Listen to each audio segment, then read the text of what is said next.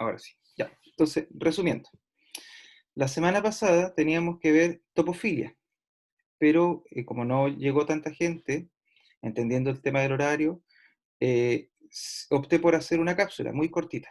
Esta cápsula está inspirada en este PowerPoint que está acá, ¿ya? Es lo mismo, pero con algunos comentarios. Y esto se suma al taller My Maps que ustedes ya están practicando, ya están trabajando, y que nosotros aprovechamos de hacer también el día miércoles de la semana pasada en este horario. Eso eh, todo lo encontrará reunido en la rúbrica del My Maps, ¿cierto? Que ustedes tienen disponible, que yo estoy abriendo en este minuto, para recordar algunas cuantas cositas. Llegó más gente.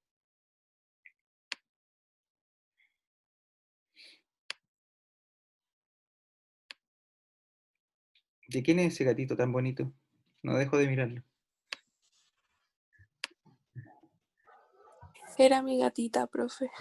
Era ese gatito, puta, qué pena. Sí, Está el pero profe, ahora tengo dos. pucha, el profe que perjudicado. Perdón, no era mi intención. Miren, entonces, en el...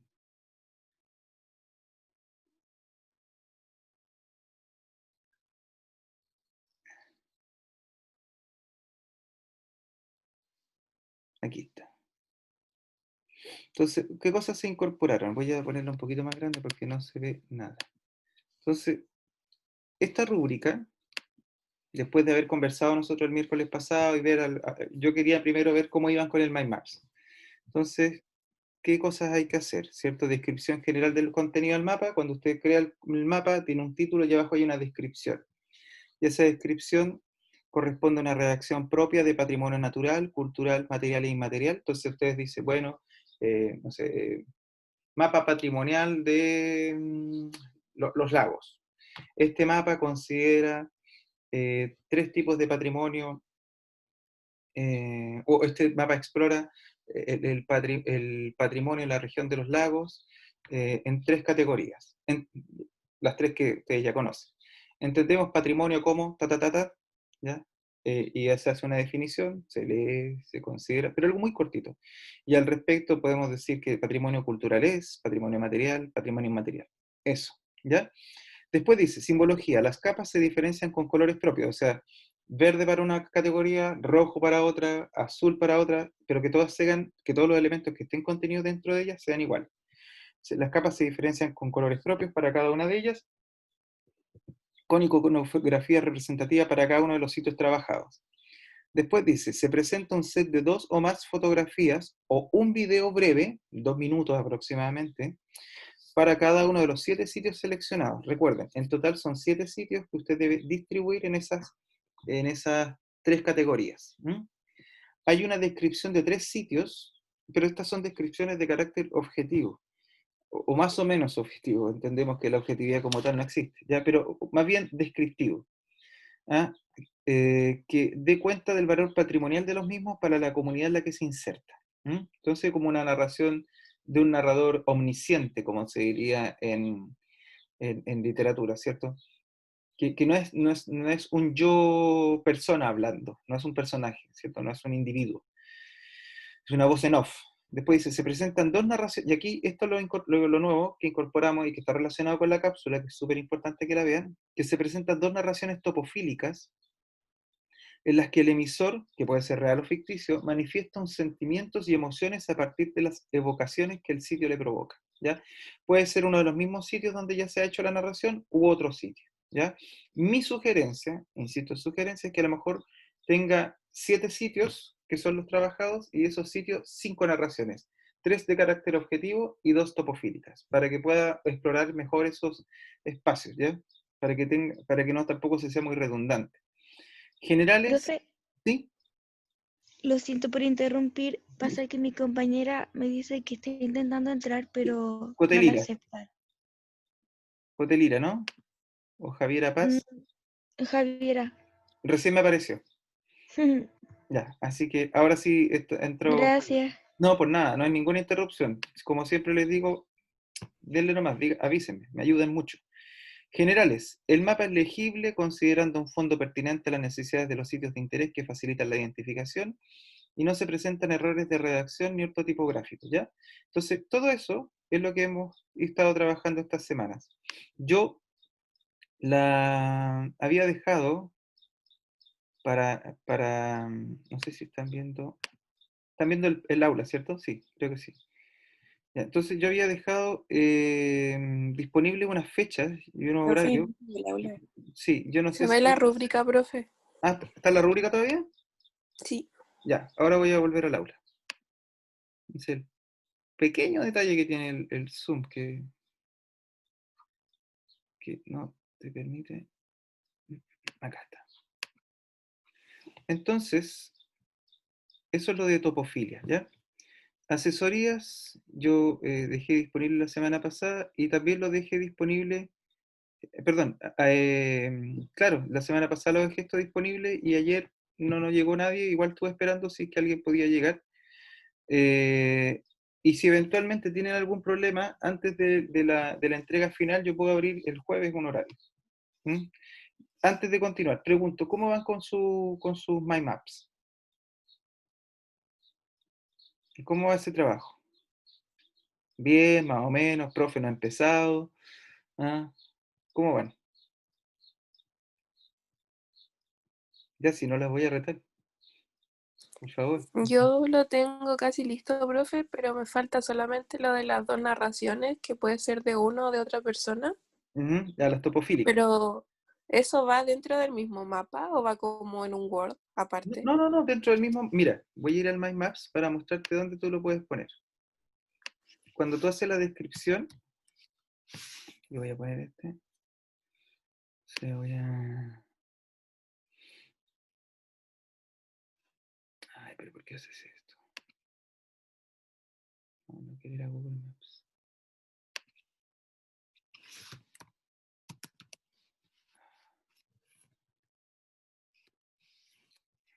Perdón, que está medio pegado al computador y ahí está.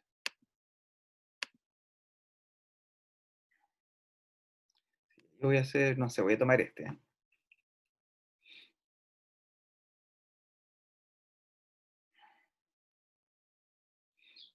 Si yo había hecho este que era de. Ah, me equivoqué de mapa, ya, pero da lo mismo, ya. Ya, entonces lugares de interés, guardar, ya. Entonces yo voy a poner Rennes, que es la ciudad donde yo estudié. Entonces voy a poner ese. Entonces, aquí como Rennes, una ciudad que a mí me trae recuerdos, voy a escribir ahí. Entonces pongo capital de Italia, ya. Y a lo mejor, espera.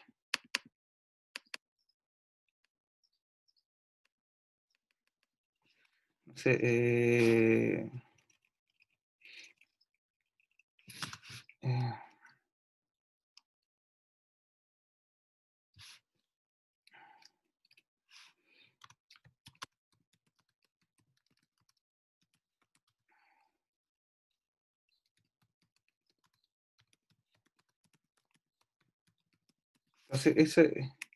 entonces yo pongo Rennes, una ciudad para conocer gente maravillosa. Cuando estuve en tus calles, encontré una arquitectura curiosa, llena de historia,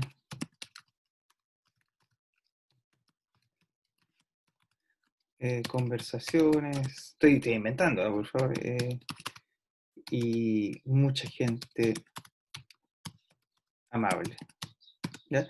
Y yo puedo seguir diciendo, no sé, recuerdo tu plaza del Parlamento. Y yo lo estoy haciendo de manera muy general, eso es un estilo, es una forma, pero en el fondo que yo me vincule con el lugar, de eso se trata, eso es topofilia. Porque en el PowerPoint lo que plantea es que hay una diferencia entre topofilia y toponegligencia. La topofilia es cuando tú tienes vinculación con el lugar en el que estás viviendo o con el que te relacionas. Y la toponegligencia Es como lo que habíamos conversado la otra vez al principio del semestre, es como por ejemplo los guetos verticales. Los guetos verticales, quienes hacen esos guetos verticales, que están ahí en la estación central principalmente, no tienen ningún vínculo con el espacio. ¿Mm? O sea, estoy mostrando esta imagen, por ejemplo. ¿Se imaginan un gueto vertical detrás? Así que llegan y lo ponen. No, pues porque esa falta de conexión y de respeto o topo negligencia hace que va a generar muchísimos problemas.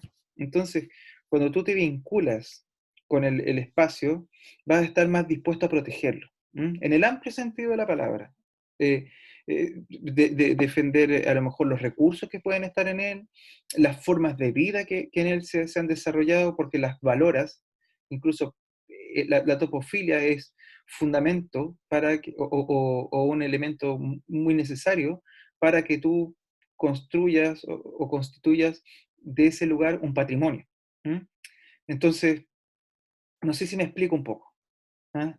Entonces, esa es la idea del relato, que donde ponerlo puede ser algo así y lo pongo en el mismo lugar. Entonces, de tu parlamento, bla, bla, bla, bla, bla, bla, y lo guardo. Entonces, yo después, cuando vea sus My Maps, voy a ir, no sé, voy aquí, pongo este lugar, o pongo este, y dice, ok, Red es una ciudad, entonces, no sé si se puede, yo todavía no sé cómo se hace esto en el Mac, pero si lo pueden hacer en cursiva, no sé si lo permite pero para mí con eso es suficiente. ¿Mm? Rennes, o usted le puede poner relato topofílico.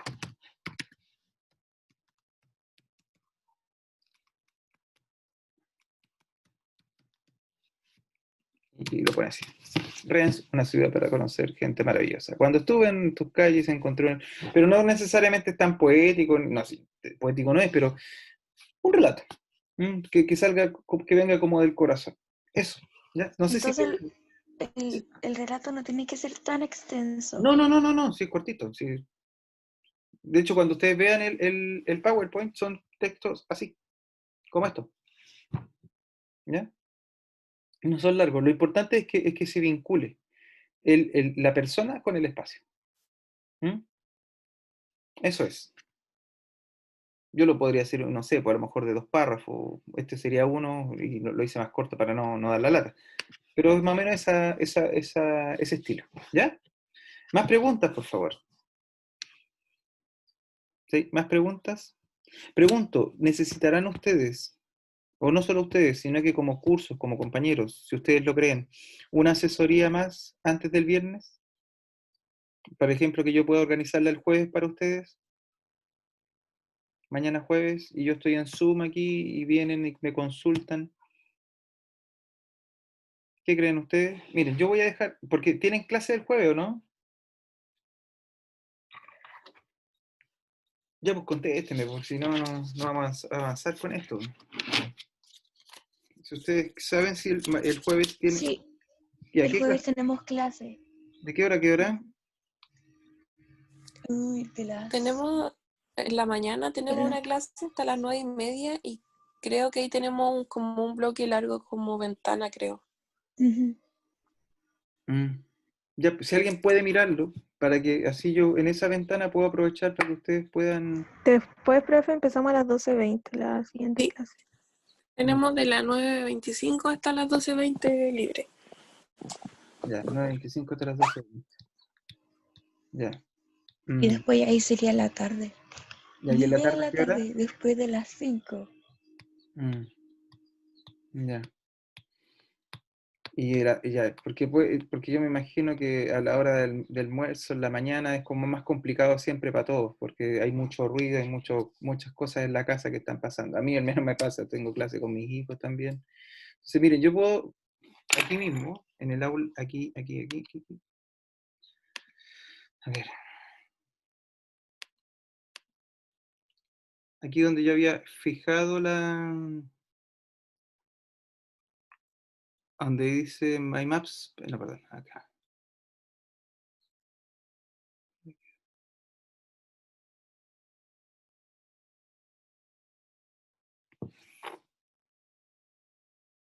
Aquí, donde dice asesoría My Maps, la voy a poner más abajito y le voy a modificar Entonces vamos a ponerlo al tiro.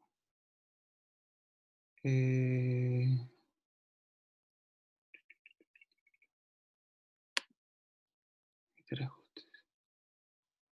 Entonces vamos a poner al tiro que lo vamos a cambiar desde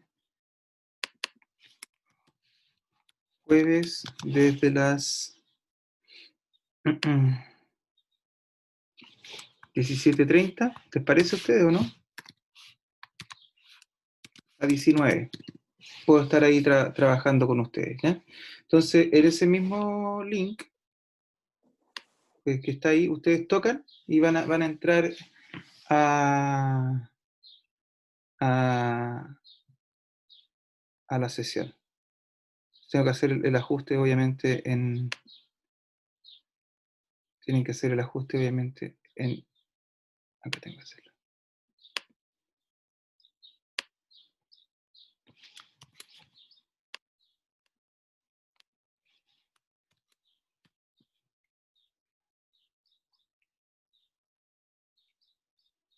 Esto es lo que yo había programado originalmente, entonces lo vamos a dejar para el jueves. Está libre, están como editores, pueden entrar ustedes y obviamente anotarse ahí, ¿ya? Sería súper bueno que a lo mejor pudieran adjuntar también el link,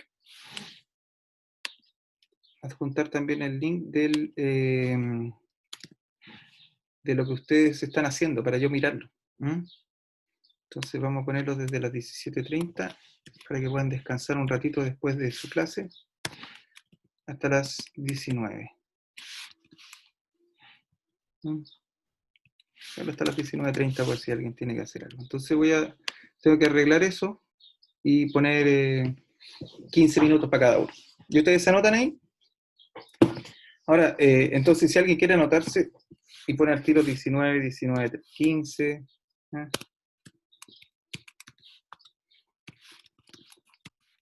Y yo puedo echarle una miradita y podemos resolver las dudas que tengan antes de la fecha que es el viernes a las 23:59, ¿vale?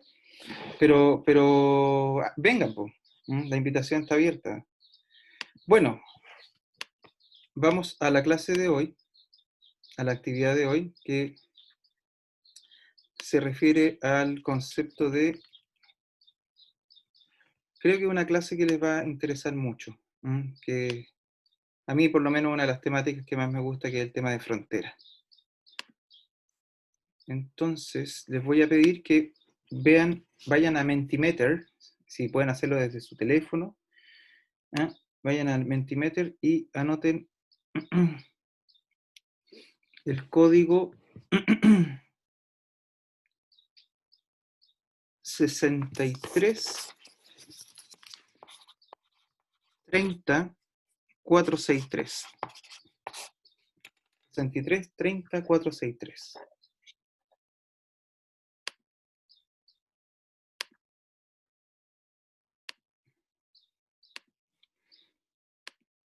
Ya. Entonces vamos a hablar de fronteras. ¿Sí? Perdón que lo interrumpa, pero en el aula parece que se puede entregar hasta el 31 de octubre y eso es sábado. Ah, perdón. Sábado a las Discúlpeme. Sábado. Sí, 31. ¿Cómo está en el aula entonces? Sí, no. Miren, con lo negro que soy me puse blanco. Sí, hasta el sábado, 31, sí, 31 de octubre. No es. Sí. Gracias por decirme. Así nos quedamos todos tranquilos. Pero insisto, el jueves yo prefiero así tienen más tiempo para que puedan resolver si hay alguna duda, hay alguna corrección, yo les puedo hacer una sugerencia, etcétera. ¿Ya? Bueno, lo que está acá, lo que ustedes están viendo, no sé si ven el PowerPoint, creo que sí, es fronteras. Dice ahí. Esto es una instalación que hizo un artista francés en la frontera entre Estados Unidos y México, cuando Donald Trump anunció que iba a construir un big and great wall, ¿cierto? Un gran muro fuerte, como él lo suele hacer, y pone esta imagen de un niño asomándose, mirando desde el lado mexicano hacia el lado estadounidense. Entonces, para eso, el concepto de frontera, planteo la siguiente pregunta. ¿Qué es para ti una frontera? ¿Sí? ¿Puede decir el código de nuevo que no lo alcancé a anotar? Claro, claro, sí, lo iba a poner en el chat, de hecho. 6330, 6330, 463.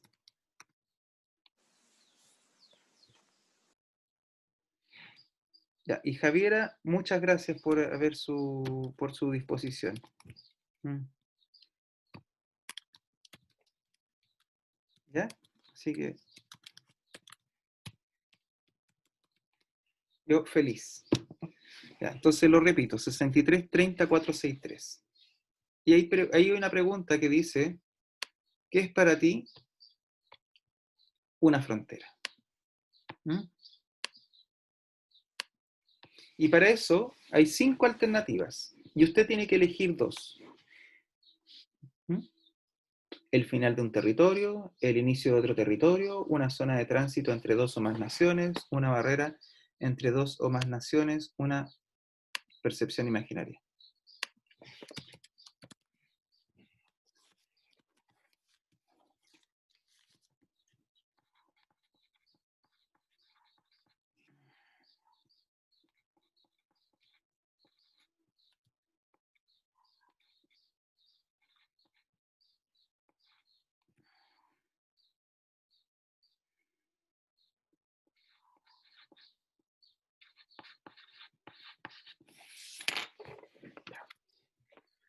Hecha la pregunta, veamos cómo van los resultados.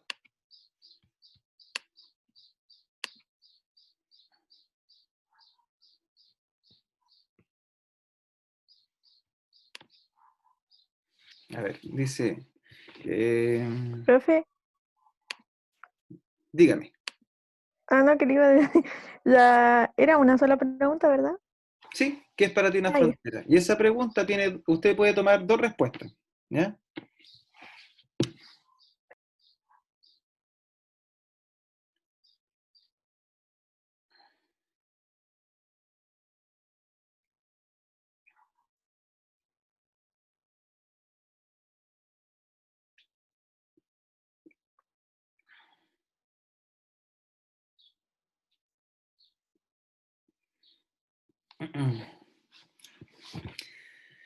¿Qué es para ti una frontera? Aquí gana con un 42%. Esto es como lo del domingo, ¿no? ¿Ah? A ver los porcentajes. Una zona de tránsito entre 2 o más naciones. En segundo lugar, una percepción imaginaria está compartiendo el segundo lugar con una barrera entre 2 o más naciones. El...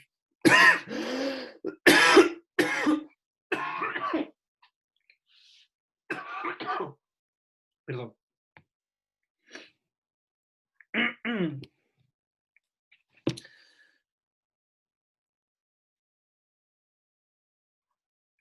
Ya, perdón. Que no... Necesito tomar agua, chicos, porque esta cuestión de que tengo en la garganta. Deme un minutito, vuelvo al tiro.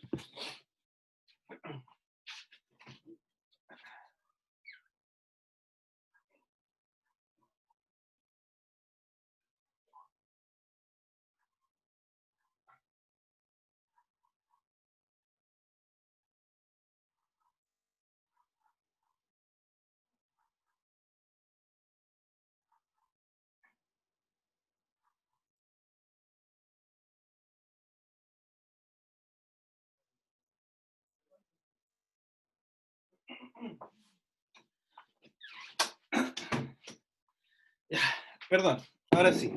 Entonces, esas son las percepciones que tienen ustedes de una zona de tránsito entre 2 o más naciones. Interesante. Que es lo que gana. Pregunto, ¿ustedes por qué creen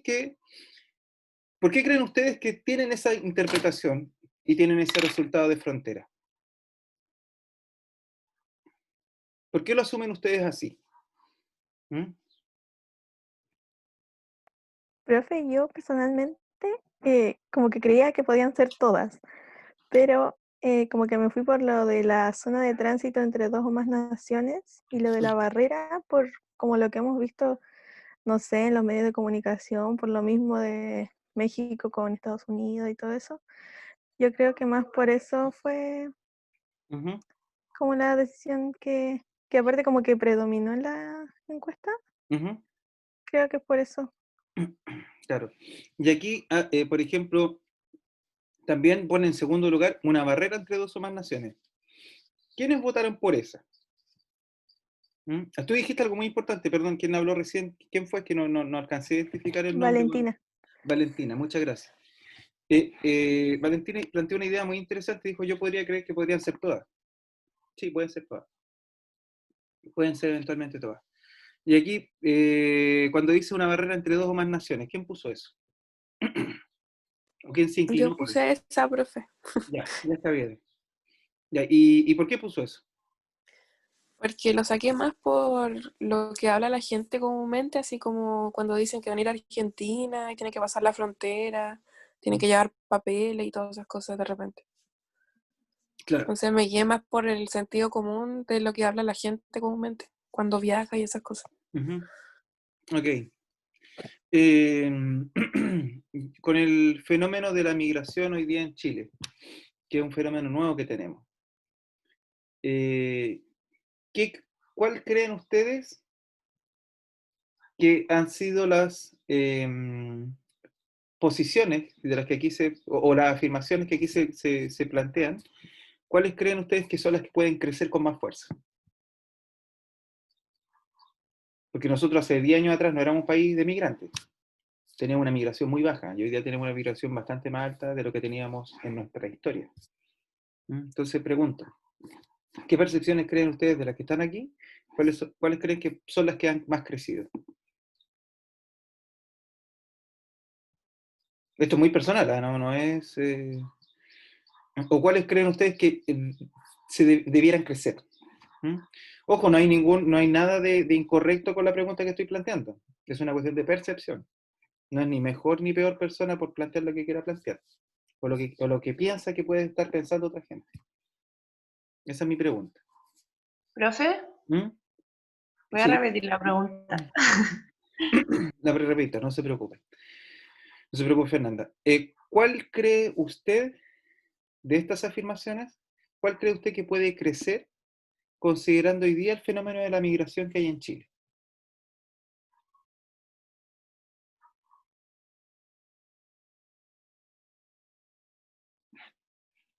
Yo creo que seguiría siendo la de una zona de tránsito. La zona de tránsito entre dos o más naciones. Ok.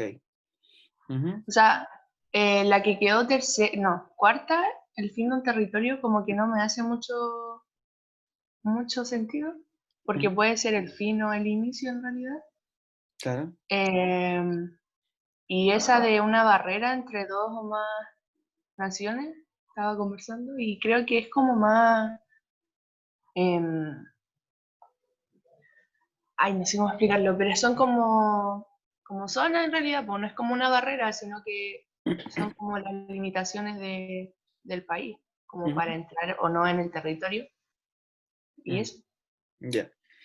Bueno, todo lo que quiero plantear es que, como dijo Valentina en un minuto, pueden ser todas. Y todas dependen del momento histórico que se viva, del momento político que se viva, de los fenómenos eh, humanos que estén ocurriendo, ¿ya? Porque, por ejemplo, si yo estoy en un momento de conflicto o de guerra, probablemente la frontera puede ser entendida como el final de un territorio, ¿cierto? ¿Ah? O como una barrera entre dos o más naciones. ¿Mm? Pero si a lo mejor estoy en un momento, ustedes, por ejemplo, y yo también, yo no soy tan jóvenes como ustedes, pero somos fenómenos somos sujetos de la globalización.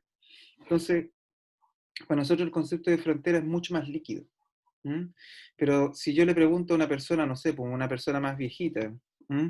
Y que puede ser incluso más conservadora, y le hago la misma pregunta que le hice a ustedes sobre el tema de la migración, una de las primeras cosas que va a escuchar uno con cierta facilidad, no siempre, pero con más facilidad, es que hay demasiados migrantes, cosa que en realidad comparado con otros países no es cierto, y de que hay un problema con la frontera.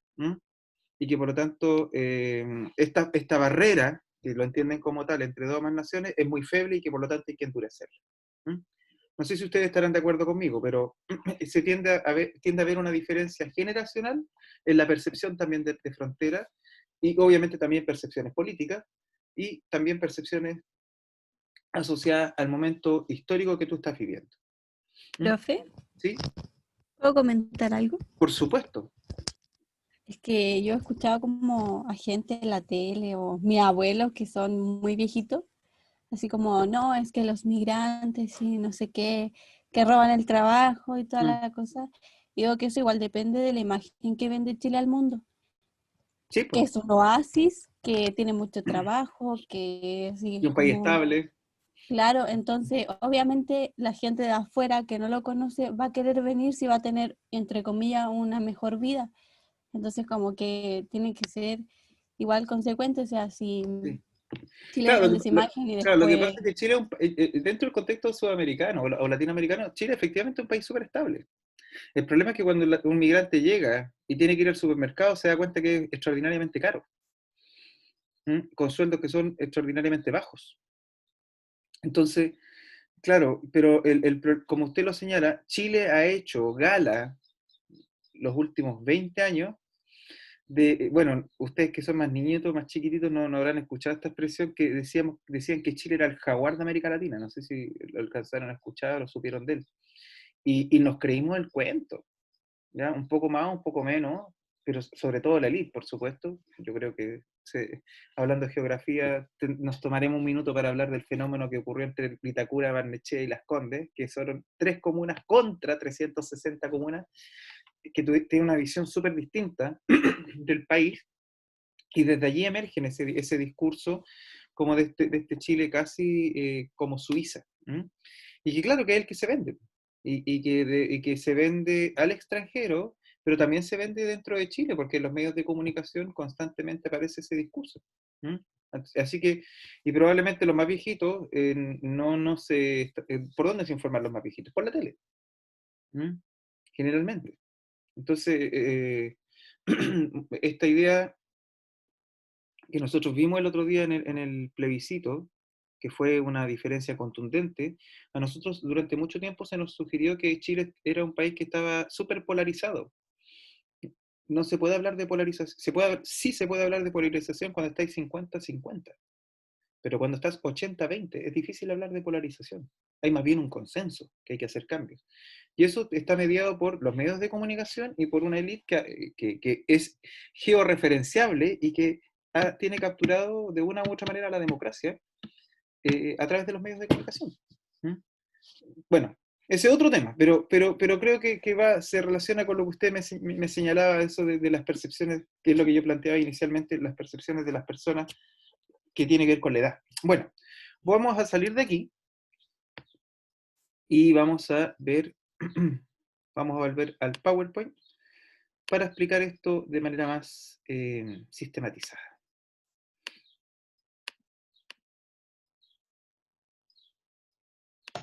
Profe, ¿Sí? eso que hablaban recién, como que siento que igual es como un tema, no sé, por ejemplo, cuando viene gente ya de Venezuela, de Haití, todo el tema, como que en los medios de comunicación igual como que hay escándalo y todo, bueno, es mucho más masivo que otros países, pero por ejemplo cuando hay personas que vienen de Argentina o países como, no sé, ¿Blancos? claro, ¿Más blancos? claro, como que ahí no se hace tanto escándalo. Entonces, igual es como no sé, siento como una superioridad, como Sí. que, no sé, un intento de superioridad de los chilenos con otros países. Sí, Y mire, eso también se ve reflejado en la tele, no vean tele. Y por eso también los adultos mayores, que en realidad son los que más ven tele, están como tan paranoicos, creo yo, en algunos casos extremos, de racismo extremo también. Entonces, no sé, eso. Sí, mire, hay un concepto que se llama aporofobia. Aporofobia, que es el miedo al pobre, en este caso miedo al migrante pobre, ¿ya? Y la aporofobia es una mezcla entre clasismo y racismo. Una cosa que no se habla mucho en Chile y que debiera hablarse es que nosotros a los migrantes que han llegado hasta acá los hemos tratado muy mal. ¿Mm? Por ejemplo, yo con mi esposa tenemos un departamento que lo rentamos bueno, vino una vez una familia migrante a ver el departamento, un chico colombiano, y me preguntó el valor del arriendo, yo le dije, bueno, 200 y algo. Y para mí me dijo, como para usted, sí, porque yo como soy migrante siempre me cobran más. No, no, no, 200 y tanto como todo el mundo, porque tendría que ser distinto. Me dijo, no, es que a mí me cobran más en todos lados, siempre me cobran como 400. Porque, claro, está la idea de que este migrante que es frágil económicamente o que no tiene redes, en algún momento se va a quedar sin trabajo y no te va a poder pagar, entonces le cobro más. Bueno, historia corta, el departamento es muy chiquito, ellos eran 2 personas y 2 niños, y yo le dije, mira, esta es la situación, es así, no sé si vas a caber muy bien, pero velo, considéralo. Y como yo usualmente hago, después de haber tomado a la persona que más o menos reuniera las condiciones, de hecho hay 2 abuelitos viviendo ahí, ahora llamo a las personas que no quedaron con el departamento para decirles que no quedaron, para que no pierdan el tiempo y no estén esperanzados y desearles buena suerte. Y con el chico conversé y le dije, oye, disculpa, no, hay otras personas que quedan mejor en el lugar porque son más viejitos, están en un 4.º piso, pero tiene acceso desde un tercero, entonces para ellos es ideal. No, no hay problema. Igual le dijo, te doy las gracias. Y tú, bueno, después de escuchar eso, decís, pero ¿cómo podemos ser tan miserables, no? ¿Cómo puede ser tan miserable? Y yo vuelvo a lo mismo. ¿Y por qué vuelvo un poco con esto? Porque la definición que nosotros tenemos de migrantes en Chile está muy relacionada. De hecho, la ley de migración que tenemos en Chile está muy relacionada con los conflictos de los años 70.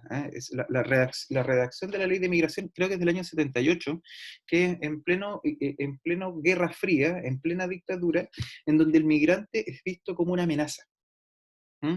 Entonces el concepto de frontera es también planteado no como una zona de contacto, sino que como una suerte de barrera o de protección inicial ante la amenaza extranjera, ¿ya?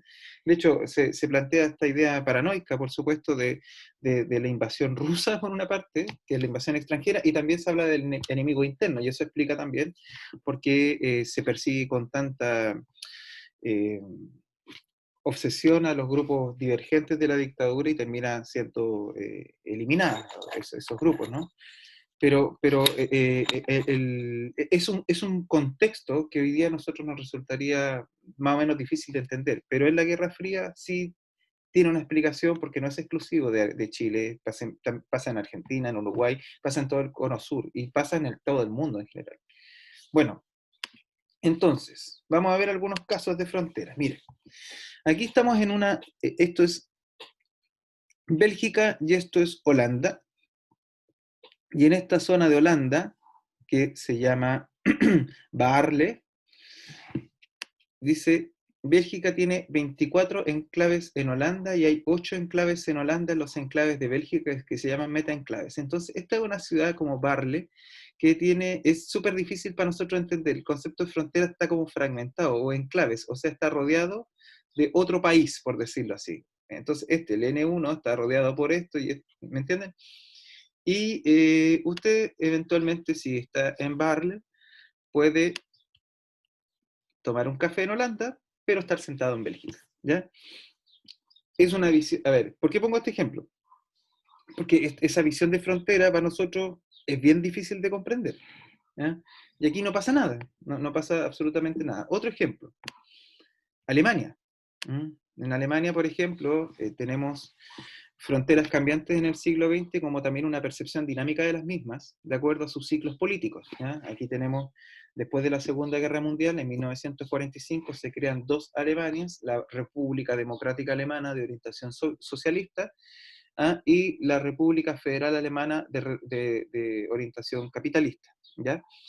Esta es este país como tal desaparece primero en 1990, ¿cierto? De 1945 a 1990, desaparece entre otras cosas por los problemas económicos que tiene, por el colapso también económico de la Unión Soviética, y ya en 1989, aquí, de hecho el mismo Berlín está dividido en una parte que le pertenece a ellos, y otra parte que le pertenece a ellos, ¿ya? Entonces, el caso de Alemania es bien paradigmático, porque en el año 61, la República Democrática Alemana, la República Socialista Alemana, que de República Democrática no tiene nada, construye este muro, ¿cierto? Esta forma inicial de muro que es bastante rudimentaria con lo que se verá a continuación. Así que les voy a compartir ahora un video de El Muro de Berlín. Nuevo Clorox Anti-Splash. Mientras vemos un comercial de cloro. El cloro que no salpica. Le he puesto un video cortito para que lo podamos compartir ahora. Lo que se inició como una simple línea de alambre de púa se convirtió con el... Perdón, sí, ahora sí, para que se vea mejor. Lo que se inició como una simple línea de alambre de púa se convirtió con el paso de los años en el Gran Muro de Berlín. Para finales de los años 70 se había convertido en un complejo sistema de seguridad vigilado minuciosamente para que nadie pudiese cruzar ilegalmente al Berlín occidental. Lo primero que se construyó fue una pared, el primer obstáculo en el camino que cruzaba hacia el oeste y del comienzo de la zona que se llamó la Franja de la Muerte. Tras esa pared se había colocado una suerte de alfombra con púas, más conocida como el césped de Stalin, y una barrera antitanques. A ello continuaba una cerca de alambre de púas eléctricas, cables de alarma sobre el terreno y minas para evitar que intentaran construir túneles para cruzar por debajo. Desde arriba la franja era vigilada de cerca por los guardias armados que se encontraban en las torres de vigilancia. Además, se allanaba una franja de tierra para que se registraran las huellas de eventuales fugitivos. Y además se colocó una línea de barricadas para detener los vehículos. Por último, estaba el famoso Muro de Berlín, una construcción de hormigón de 3,60 metros de altura en forma de L para evitar que cayera si fuera embestido desde el interior. En el caso de que alguien pudiese llegar hasta allí a pie, todavía existía un último obstáculo, un tubo construido en lo más alto que dificultaba cualquier intento de escalarlo. Del otro lado, como es sabido, la pared se había convertido en un gran lienzo para los grafiteros. Pedazos de ese muro fueron tomados como un souvenir por la gente que se había reunido 25 años atrás, cuando finalmente el cruce al Berlín Occidental fue liberado. Ya, una visión bastante dura de frontera, evidentemente, ¿no? Pero que es necesario compartirla, porque a veces no se sabe la magnitud de esta brutalidad que fue el muro de Berlín, ¿no? Entonces, República Democrática Alemana de 1945 a 1989, el muro de Berlín estuvo del 61 al 89. Sigo. Alemania, ¿qué pasa? Sigamos en Alemania. Se reunifica. Se reunifica Alemania en 1990, y aquí he puesto una película que las invito a que ustedes, si la conocen o no, ¿han visto esta película que se llama Goodbye Lenin? ¿O no la conocen? Mein Name ist Alexander Kerner. Ich bin Bürger der Deutschen Demokratischen Republik. Voy a poner un poquito más. ¿La conocen esta película o no? Pregunto. ¿La han visto? No, profe. No, profe. Yo no, profe. Se las cuento. Si la pueden ver, está completita en todos lados, ¿ya? En todos lados. De hecho, está en YouTube. Se trata de una familia que vive en la Alemania oriental, en la Alemania socialista, y en ese contexto se están generando protestas en la Alemania socialista porque la gente quiere más libertad. La madre del protagonista es una ferviente creyente del modelo, y su hijo participa en protestas, y en eso ella tiene un coma. Ve que a su hijo le están sacando la mugre la policía, la Stasi, y la policía secreta. Sí la vi, profe, me acabo de acordar. Yo Es una igual, señora que yo quedó igual. con coma muchos años, Y ¿o no? quedan Sí, coma. le mintieron. Y tienen que reconstruir Todo lo que pasó. todo lo que pasa, Es pero para ella no muy existe. buena esa película. Así que, miren, déjenme mostrarles el tráiler para quienes no la hayan visto. ¿Ah? Mein Name ist Alexander Kerner. Ich bin Bürger der Deutschen Nací en Demokratischen Alemania del Republik. Este Und ich habe ein Problem. ¿Tiene un problema? Esta es la protesta. Sie liegt seit Monaten im Koma. Mi mamá cayó en coma. Y mi mamá, Die Mauer ist weg. el muro se cayó. Eigentlich ist das kein Problem, aber No sería un problema, pero mi madre duerme y, bueno, a través de los cambios, alles, woran sie glaubt, hat sich in ein paar Monaten in Luft aufgelöst. Etwas todo lo que ella creía se desvaneció en un par de meses. Na, jetzt ist sie aufgewacht. Y ahora se despertó. Ella no sobreviviría a un segundo ataque. Hay que protegerla de cualquier cosa que la excite. Todas estas cosas se tienen que ir. Tienen que volver a reconstruir el departamento como era 1 o 2 años antes de que cambiara todo. Hat sich ja gar nichts verändert. Nada ha cambiado aquí, ¿no? Was soll sich auch schon ¿Y verändert por qué haben? debería cambiar? Ich hab so einen Heißhunger auf Me gustaría comer unos pickles Sprigel. Mensch, Junge, wo lebst du denn? Son productos de la Alemania Oriental. Entonces tiene que ir a buscar en el basurero las cosas con las etiquetas antiguas. Y tienen que reconstruir un programa de televisión a la antigua y engañan a su madre todos los días viendo televisión creada por ellos.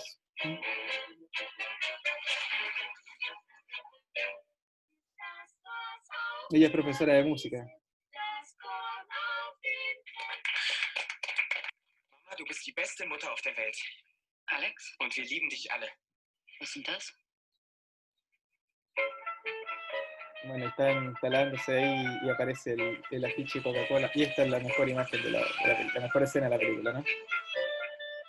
Cuando aparece Lenin, y por eso el nombre de la película, ¿no? Goodbye Lenin. Adiós Lenin.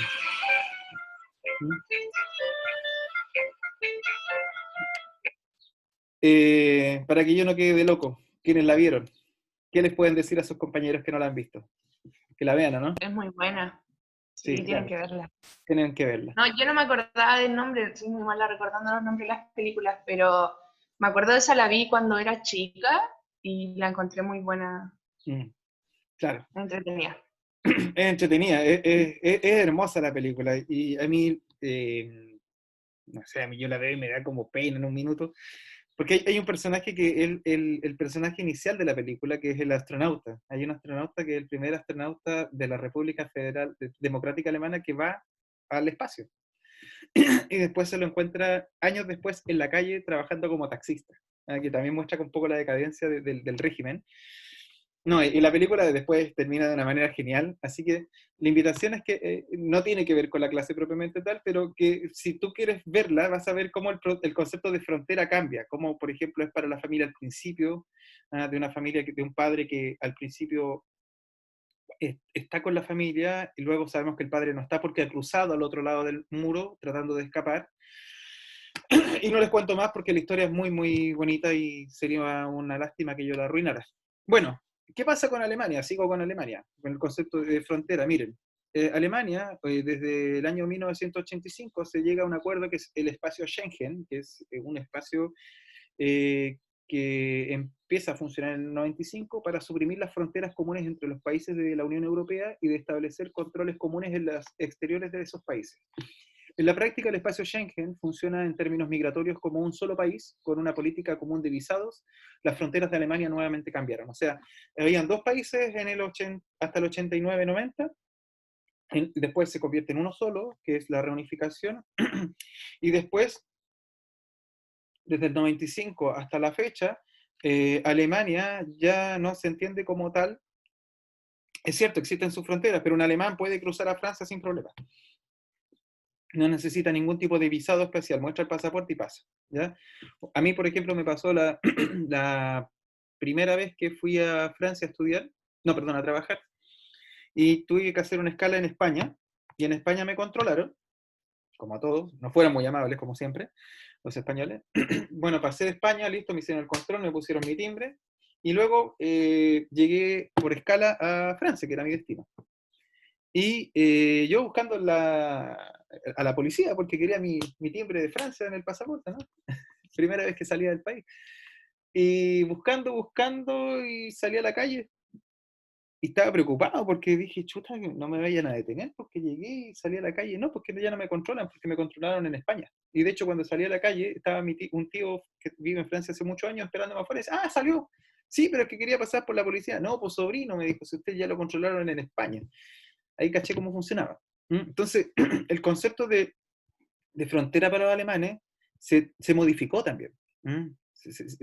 Ahora, igualmente existen otras fronteras, podríamos decir, culturales, porque de hecho se sigue hablando de los europeos, los alemanes del este y los alemanes del oeste, porque hay diferencias en la forma de vivir, en los ingresos. La Alemania occidental o no comunista tiene en promedio unos 20.000 euros de diferencia en lo que se puede, no, perdón, 2.000 euros de diferencia anuales en comparación a alguien que viene o que vive y trabaja en la Alemania Oriental. Una es más cara también y otra es más barata. Pero el país todavía tiene que solucionar esa fractura. Pero bueno, pongo otro ejemplo. Esta es la frontera de las dos Coreas, Corea del Sur de aquí para acá y Corea del Norte de aquí para allá. Y aquí tenemos al presidente de Corea del Sur y el de Corea del Norte, ¿cierto? Han cruzado la frontera. Dice, la interpretación de frontera puede cambiar. El proyecto del país, la interpretación que se tiene de los vecinos como aliados o como amenaza, las dinámicas económicas, las crisis políticas y las consecuentes modificaciones en las prácticas sociales de las comunidades, como los flujos migratorios desde países periféricos hacia países centrales, ¿cierto? O por ejemplo, de países periféricos como los de Latinoamérica, que ya no pueden ingresar a los países centrales y que han llegado a países como Chile, ¿cierto? Las diferencias generacionales y geopolíticas, la experiencia con la globalización, las presiones de las superpotencias son factores a considerar respecto a cómo tú lees la frontera. Y aquí tenemos a este personaje famoso, ¿cierto? Aquí estaba más flaco, hoy día ya no cabe ahí, ¿cierto? Kim Jong-un, con el presidente de Corea del Sur, que probablemente nadie se acuerda de su nombre, yo creo que es Park, su apellido, pero todos nos acordamos solamente de él, ¿no? Y se dan la mano, el gesto, que es muy simbólico, por supuesto. Bueno, otro ejemplo. 2014. En el año 2014, Escocia se preguntó si quería dejar de formar parte del Reino Unido, ¿ya? Y los escoceses respondieron mayoritariamente que no, que querían seguir formando parte del Reino Unido. Reino Unido es Inglaterra, Gales, Irlanda del Norte, y Escocia. Y otros países que serían Australia, Nueva Zelanda, pero eso ya viven otra realidad, por decirlo así. Pero las Islas Británicas serían Irlanda del Norte, Gales, Escocia e Inglaterra. Entonces ellos dijeron, y Escocia, por supuesto, entonces dijeron, no, nos queremos seguir quedando. Pero el 2016 ocurrió un fenómeno que se llamó el Brexit. No sé si han oído hablar del Brexit, que es el Britain Exit, o sea que el presidente de la época, David Cameron, el primer ministro, más bien dicho, de Inglaterra, les propuso a los ingleses si querían, o al Reino Unido, más bien dicho, no solo a los ingleses, al Reino Unido, si querían salir de la Unión Europea. Para sorpresa del propio David Cameron, que creía que era una mala idea salir de la Unión Europea, ganó la opción de decir leave, o dejar, abandonar, ¿cierto? Y la otra había una opción que era leave y otra era remain, mantenerse. Y el Leave ganó. Y lo que ocurrió es que se votó en 2016 para que Gran Bretaña abandonara la Unión Europea y dejará desde el 2020 a Escocia sin mercado europeo, porque obviamente toda Gran Bretaña se va, pues habían decidido seguir formando parte del Reino Británico en 2014 al no independizarse. Entonces, no sé si han oído escuchar del Brexit y que hay negociaciones, hoy día las relaciones están súper quebradas. Pero, ¿qué pasó con el Brexit propiamente tal? No fue un voto homogéneo. Miren lo que ocurrió.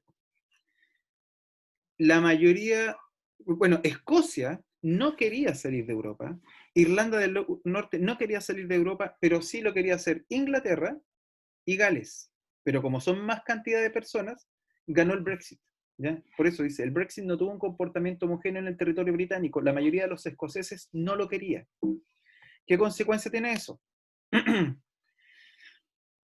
Bueno, aquí hay unas caricaturas que yo he tomado y son cosas que me metí a páginas británicas para mirar esto. Y entonces aquí están los europeos, aquí hay un inglés tratando de cerrar la frontera y dice, keep out, manténganse afuera, y el escocés le dice, hey, manténlo ahí. No, porque yo quiero seguir estando en contacto con Europa, yo me siento europeo.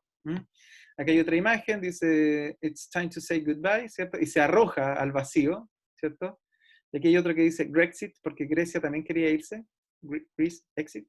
¿Ya? Entonces está preparado como paracaídas eventualmente, entonces están todos los alemanes, franceses, italianos, españoles, mirando como atónitos, como suerte de suicidio, y esta que es un poquito más machista, pero que la puse porque está ahí en internet, que es Gran Bretaña, está Escocia, y Escocia ve con cierto interés, o un interés bastante grande, permanecer en Europa. ¿Y por qué? Porque no solo son los intereses comerciales, sino también los intereses identitarios. Los escoceses se sienten parte de Europa. Es cierto, son británicos, pero tal vez hoy día se sienten menos británicos y se sienten más europeos.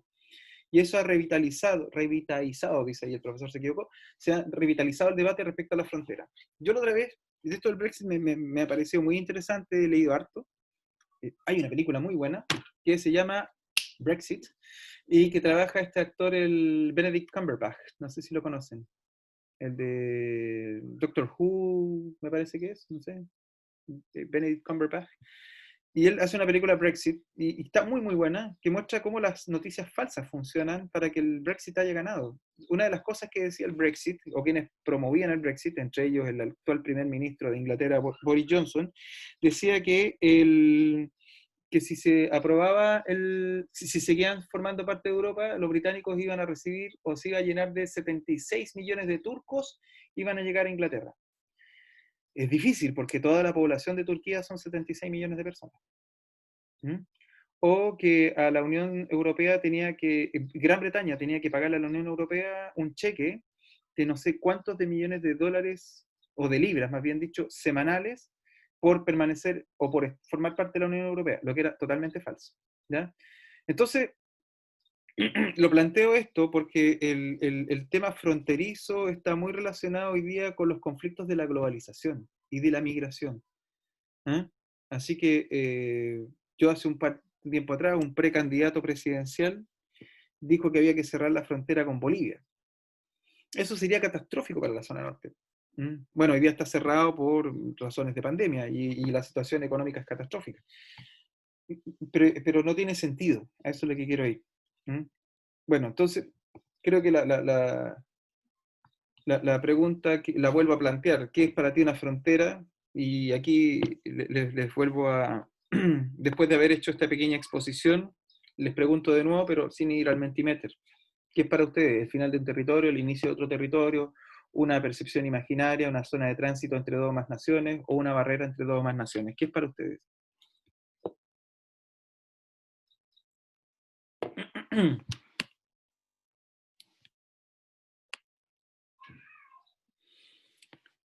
Bueno, para eso, si no hay problema, hay una tarea que tenemos que hacer, una actividad, ¿ya? Pero la vamos a hacer yo estaba pensando que una manera de hacerla es como online, por decirlo así. Vamos a hacerlo como colectivo. Hay dos documentos que tenemos que leer y usted elige uno. Usted, su grupo, sus amigos, ¿ya? Y hay dos textos. Uno se llama La frontera no deja ver la montaña, invisibilización de la cordillera de los Andes en la Nor Patagonia chileno-argentina, ¿ya? Que es el caso, podríamos decir, de cómo la política histórica en Chile ha planteado esta suerte de rivalidad entre Chile y Argentina, que en el fondo es una suerte de, la cordillera de los Andes es una suerte de espacio fortificado que permite mantenernos aislados. Eso ha tenido vaivenes, ha habido momentos más duros, menos duros. Por ejemplo, a mí me resulta increíble que con la cantidad de chilenos que viajan a Argentina y de argentinos que viajan a Chile por Mendoza, la gente todavía tenga que seguir pasando en auto, cuando hace 30 años atrás, no mucho, hace 30, 35 años atrás, existía todavía el famoso tren trasandino, ¿m? Que si uno eso lo lleva, lo extrapola, por ejemplo, a cualquier país europeo, la gente viaja en tren, no viaja en auto, porque es extraordinariamente incómodo. Entonces tú tomas el tren, imagínese usted que usted toma un tren de Mendoza, pasa por los Andes y llega directamente o a Santiago o a Viña del Mar. Eso sería un impulso económico tremendo para las tres zonas, Santiago, Viña del Mar y Mendoza. No se hace, razones hay muchas, pero el punto es que creo que uno de los esenciales es que existe este temor a relajar la frontera. Y otro documento, que es el de movilidades y prácticas socioespaciales fronterizas entre Arica y Tacna, del sentido de frontera a la transfrontericidad entre ciudades. Para, no sé si alguien conoce Tacna o Arica, pregunto. Sí, profe. Ya. ¿Y qué le parece? Fue a Tacna, ¿no? Sí, Entretenido Tacna, ¿no? ¿Qué es más entretenido, Tacna o Arica? Arica. ¿Le gusta más Arica a usted? Ya. La verdad es que no me gusta mucho como viajar al norte ¿Eh? y le tenía cero expectativa a Arica, pero después de ver Tacna como que fue como ya, Arica no es tan malo parece. A mí me gustó harto Tacna, ¿sabes? O sea, lo que me gustó cuando fui, habían como plazas muy bonitas, como con animales, pero no me gustó mucho tampoco. Yo me sentí, mire, yo le cuento, estas son experiencias muy personales. Yo en Arica fui al mercado, a un mercado oscuro, después fui a otro mercado tratando de comer, me atendieron casi por favor, y fui a Tacna y me sentí que me atendían casi como rey. Ah, sí, eso sí, lo atienden súper bien, Súper bien. demasiado bien. Como que casi te van a buscar del brazo para sentarte en la mesa. Claro. Y la comida súper rica. Súper rica. Comí lomo saltado hasta aburrirme. Ya, pero bueno, yo iba como turista nomás. El punto es que la gente que vive en Arica se va a atender al sistema de salud en Tacna. No sé si ustedes saben eso. Que Tacna tiene un mega centro de salud público, gratuito, donde los chilenos van y se atienden. O hay muchos chilenos que cuando jubilan, ariqueños, se van a vivir a Tacna, porque les conviene más económicamente. O se van a hacer sus tratamientos dentales, o sus tratamientos quirúrgicos, incluso Es como cirugías más plásticas. barato. Es más barato, claro, es más barato. Y por otra parte, la gente de Tacna va y negocia y va a vender sus productos a Arica. Lo interesante es que Arica, no hay que olvidarlo, que hasta muy, muy, muy después de la Guerra del Pacífico, Tacna era territorio peruano. Y hubo una suerte de referéndum para que la gente más o menos decidiera si quería formar parte de Chile o de Perú, después de que había estado bajo control de Chile un buen tiempo. En el caso de Perú, Perú nunca ha querido renunciar a la idea de recuperar Arica. Probablemente no lo vaya a hacer, pero sí más o menos de mantener cierta influencia. Y creo que en ese sentido el gobierno peruano, o el Estado peruano, ha sido bien inteligente en potenciar Tacna. Considerando las realidades de los países que son bien, en algunos aspectos son bien distintas desde el punto de vista económico e institucional, creo que Perú le ha puesto más empeño en fortalecer a Tacna que Santiago, Santiago y Chile en fortalecer a Arica. Arica está bien botadito.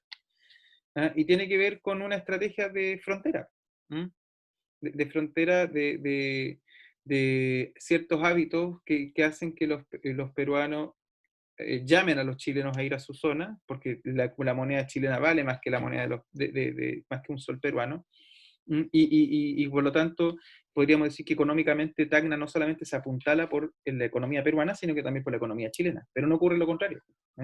Entonces, son bastante más inteligente, bastante menos centralista, a pesar de que tanto Tacna está a la misma distancia de Lima como no están a la misma distancia, pero quiero decir que, perdón, entre Arica y la frontera de Chacayuta y Chacayuta y la frontera de Tacna, la distancia es la misma, son como 70 kilómetros. Entonces, esas son dos visiones distintas. Entonces, para esos dos textos, usted elija uno, al que a usted le parezca más interesante, y luego va a resolver un cuestionario, más que un cuestionario, son algunas preguntas que les voy a mostrar a continuación.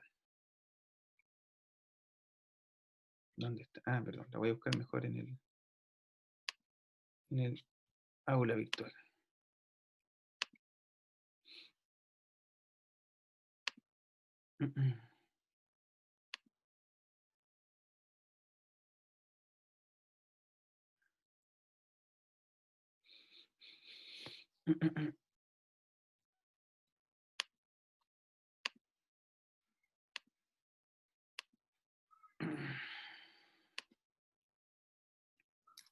Entonces, este texto que dice frontera y transfrontalicidad, entonces pregunta, dice, entrega una breve descripción, una descripción breve del área analizada, me equivoqué, perdón, analizada. Tacnarica y Cordillera de los Andes, ¿cierto? De acuerdo a lo que dice cada texto. ¿Qué actividades se desarrollaron o dejaron de desarrollarse allí, tanto para el documento 1 o el documento 2? ¿Qué interpretación se hace del concepto frontera? Aquí vamos a hablar de transfrontericidad, pero obviamente era necesario entender lo que es frontera. ¿Puede el espacio geográfico seguir siendo legible de la misma manera a lo largo del tiempo? ¿Qué rol juegan los otros países para configurar la frontera? En este caso, mis vecinos. ¿Siempre ha existido la misma interpretación del territorio fronterizo analizado? Y finalmente, la implementación de la frontera como proceso. ¿Qué dificultades ha enfrentado? Esas preguntas que están ahí son parte de la invitación a trabajar en estos días. Yo lo voy a dejar como, ojo, esto es súper importante, esto no forma parte del trabajo de MyMaps, ¿ya? Que eso quede claro. Es un trabajo a posteriori, pero que hay que abrirlo como tópico, porque creo yo, o creemos con Damaris más bien, que este es un tema que está rependiente y que va a aparecer ahora, sobre todo ahora, con la Constitución. Porque uno de los anhelos o de discusiones que está ahí abierta va a venir con con el reconocimiento del Estado-Nación chileno como un Estado plurinacional. Y cuando tú hablas de nación, de una u otra manera estás hablando de frontera. Que puede ser imaginaria, por supuesto, porque vemos que, claro, las fronteras son imaginarias, son mentales, pero en algún momento se institucionalizan y se ponen, bueno, y después llega la policía, llega la aduana, hay un control. Pero el punto es que este debate constitucional de una u otra manera nos va a ir llevando a definir o a redefinir también lo que es frontera. Por ejemplo, a lo mejor van a aparecer fronteras regionales. Yo personalmente creo que no podemos seguir con estas 15 regiones chicas.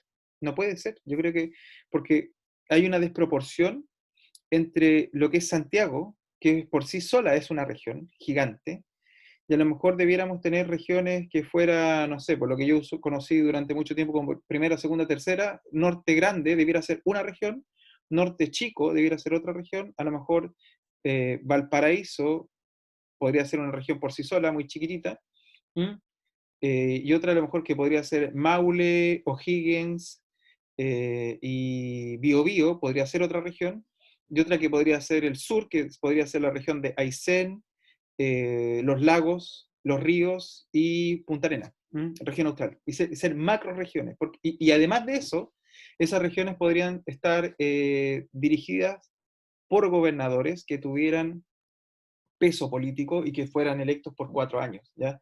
Esa discusión va a venir, y por lo tanto el concepto de frontera también va a estar relacionado con eso, y que incluso podríamos llegar a una suerte de cierta autonomía en donde las regiones pudieran elegir sus propios parlamentos, ¿ah? Que sería muy bueno para las regiones. Porque de ese modo, entre otras cosas, ¿qué es lo que pasa hoy día? Vuelvo a Vitacura, Lo Barnechea y Las Condes, que votó, son las tres zonas que votaron por el rechazo. Pero ojo, no solamente se trata de un rechazo que podríamos definir ideológico, sino que es de un punto de vista como de una casta política o de una casta social. ¿Dónde vive mi parlamentario de aquí de Valparaíso? Muchos de ellos a lo mejor no viven en Valparaíso. ¿Mm? Y a lo mejor viven en Las Condes. Tienen residencia, fijan residencia acá, pero no son necesariamente de aquí. Entonces, o son de la región metropolitana. Entonces, al tener un gobierno regional con un parlamento regional que se hace en otras partes del mundo, tú de una u otra manera obligas a que esa persona se desconecte de esta visión de élite y empiece a vivir más en el espacio y en el territorio.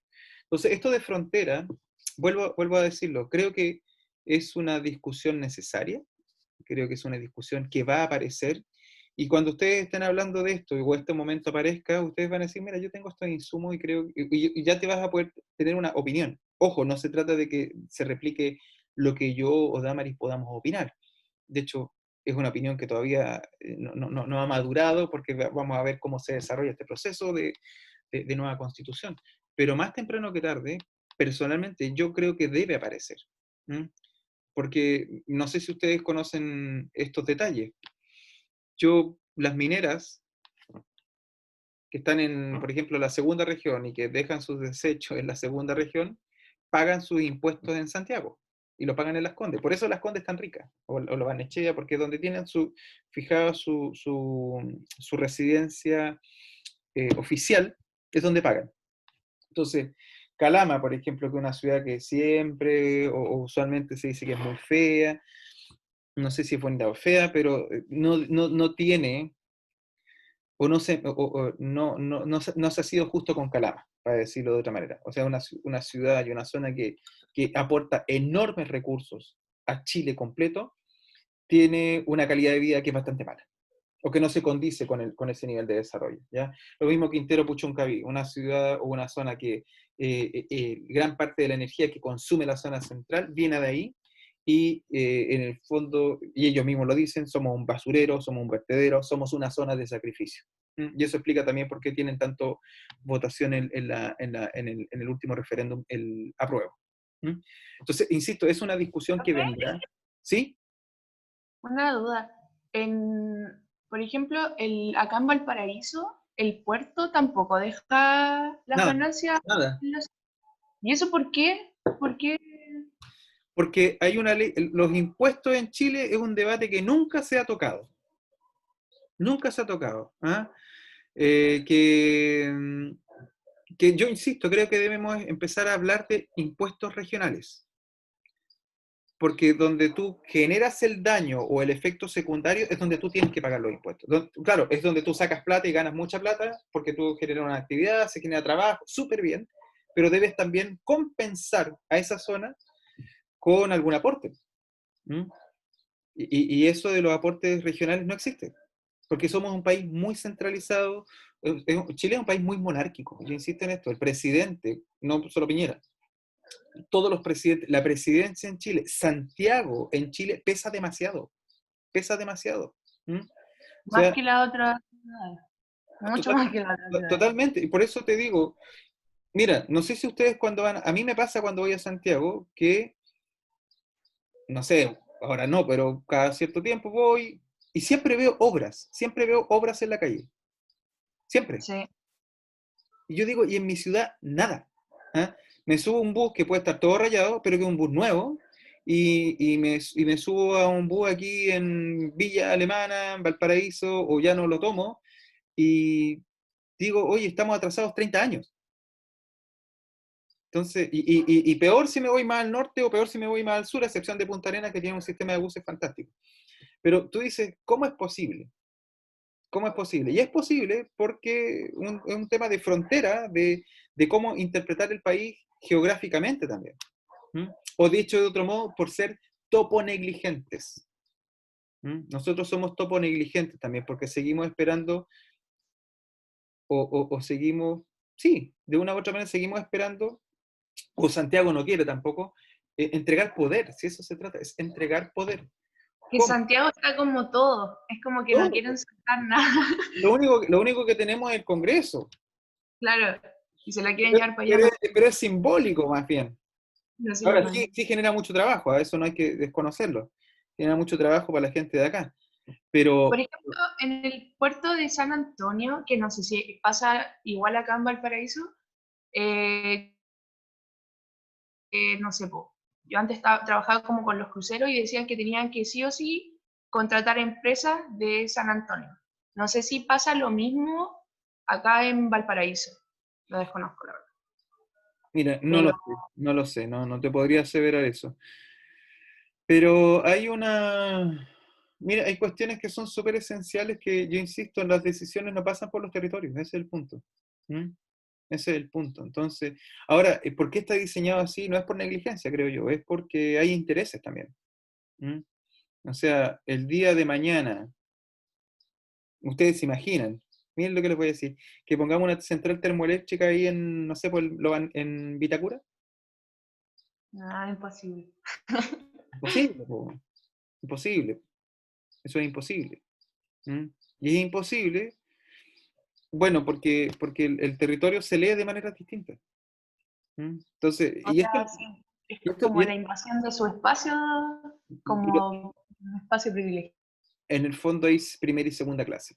Ese es el punto. Claro. Y hay fronteras mentales también. ¿Ah? O nos pasa en las mismas ciudades. Nosotros tenemos este concepto como de fronteras entre O sea, nuestros propios barrios. sin ir más lejos, me acuerdo acá cuando fueron